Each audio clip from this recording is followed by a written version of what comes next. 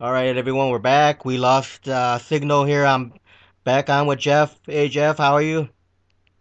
But I live really good. Hope That- everything's good up there. Yeah, I'm hoping this will stay on this time. So, Jeff, who were your bigger inspirations when you started drag racing? Well, it was definitely Don Carlton. Um, and going to those 4 and 8 car pro stock match races over at Hudson Dragway. Um, there was Harold Denton and Alfred Williams, and you had Clyde Curtis, and all these um, cars, and you had Roy Hill, Sam Carroll, uh, all those guys. Because I was always a huge fan of the pro stock. I didn't really care about nothing else. And then plus the guy that kind of kept me on the straight and narrow the whole time, Frank Teague. Being able to go and help him, I got a lot of valuable experience, but also got lots of learned lots along the way because he was really good about uh, really good about being a good teacher when it comes to certain things. And I was very fortunate to be in the place that I was in. Right. Now, was your family involved when you started drag racing? No, my family is, they've never really been what you would say involved. I mean, they were supportive of it and stuff, but as far as like actually being involved, they never really have been involved. So, what was it like to get behind the wheel for the first time on a drag strip? Well, I was actually very, very fortunate because You still there? Hello? he was, Oh, dude. uh, yeah, Yeah. at the time, he was, well, he's one of the winningest drivers that has ever been around, especially in this part of the world. But after helping him for years and years and years, and I have no idea why he did it. He told me, one weekend, he would let me make a run in his car. Well, I'm all 16 years old, and for whatever reason, he decided to let me make a pass, and I ended up running like a 584 and an eighth of a mile at like 120 or something like that. And I mean, that right there, that was better than as far as I was concerned. The world time had stood still, and the world couldn't get no better. Right. And that was pretty much it. I mean, if the bug hadn't got me by then, that definitely did. So, what's your fastest run time been with the car you're currently running,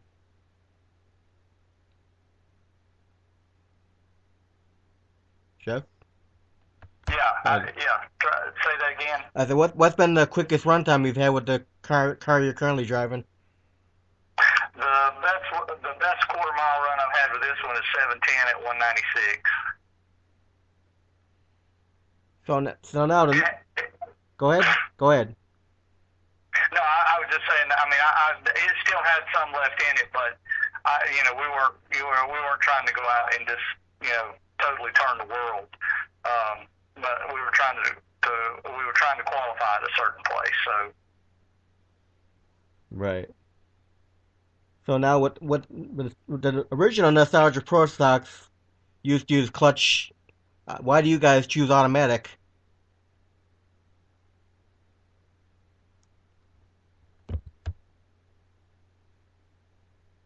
Hello, you still there, Jeff? yeah, I'm still there. Oh, I can't hear Sure. it. Were you able to hear that question? No, what was the original nostalgia? What now? No, I was saying with the original Nostalgia Pro stocks, they all used to run with a clutch. Why do you guys choose to use automatic for your cars? Well, right now there's not enough races.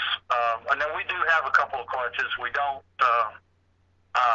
have enough races to be able to to have them in all the time. Now, as time goes on, there's more people switching over, and um, but with what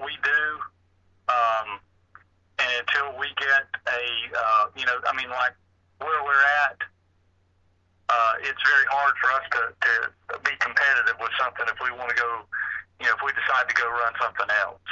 Now, I had a clutch in my Trans Am. Matter of fact, when I was the first one to run over 200 NHRA, I had a clutch in a 4-speed Lenco. I've got a Lenco now, and there's some people make a big deal out of it about them being clutches and all that, and that's fine if that's what they want to do. But the bottom line is when you can make good runs with them if you got a lot of info. But you have to have a lot of info, and like some of those guys, that's all they can do with them. Because it's very hard to be competitive one. I'm not saying you can't, but it's hard. But most of ours have, well, I know myself and several others have switched over to a Bruno and a Lenco.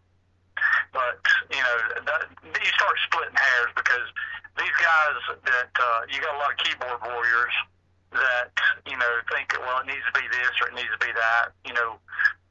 The way Tyrone and I designed this down here when we put it together was to make it as economical as possible, because when people start swapping over, once they get their car, to try to get it to look or recreate a look from back then, and then you throw in another $8,000 to $10,000 to swap, that's a considerable amount of money, to do something like that. Right. So, now once we get enough so that's all we can do, and we don't have nothing else, we can have at least 12, 14 races a year, then yeah, I mean, we will eventually make the switch as far as going to a clutch that, like I say, some people are making a big deal out of. Now we are partnered with the Midwest Nostalgia Pro Stock Association, the group that is paying tributes to the legend. Yeah, Mark Pappas. Even though Mark Pappas and my crew. Now, even though their rules are a little bit different than ours, I mean, since we formed an alliance with them, I mean, it couldn't have worked any better, because you can put all these cars together, and a lot of the guys, unless you a lot of them, unless you tell them, they're not going to know the difference. But either way, you can't get, like around here, it would be very hard to get a group of cars if you said, okay, well, everybody's got to have a clutch. You would have but one, no more than 2 cars out there. But like I say, as time goes on, I'm sure that, more of us will make the switch. But either way, you can't go anywhere much that, like the other week at Virginia was a prime example. We went to Virginia Motorsports Park, had 14 cars, and had some of the closest side-by-side racing that you will find anywhere. When you got 2 cars that run over 150 mile an hour at the 8th mile, and both of them went 469, one's a 469 with a 7, one's 469 with a 5. I mean, it's hard to, and people want to see side-by-side racing. It's hard to beat that when you're doing, when you can get them that close, and they're that consistent. Right. Now, when you go out and race, how many crew members do you have, and who are your crew members? Normally, I have one person that's been with me a long time, Lee Laney. He and I grew up together from first grade on, and he's usually, I mean, we might have, other friends that come in every now and then, but it's usually Lee and myself, and Tyrone and his wife. We basically go wherever together. So, because we got, if we run both cars, then we help each other, because that's just kind of the deal that Tyrone and I have always had. Now, how many cars do you have in the Southeast Nostalgia Outlaw Pro Stocks? Right now, I think we have probably, if you had all of them at the same racetrack, I think we got somewhere between 14, 17 cars. And we've got 1, 2, I know there's at least 2 more Fords being done for next year, and possibly 2 more Fords that we had talked to at Virginia that's interested in coming and run with us. Because we give everybody one race exemption to get their stuff right.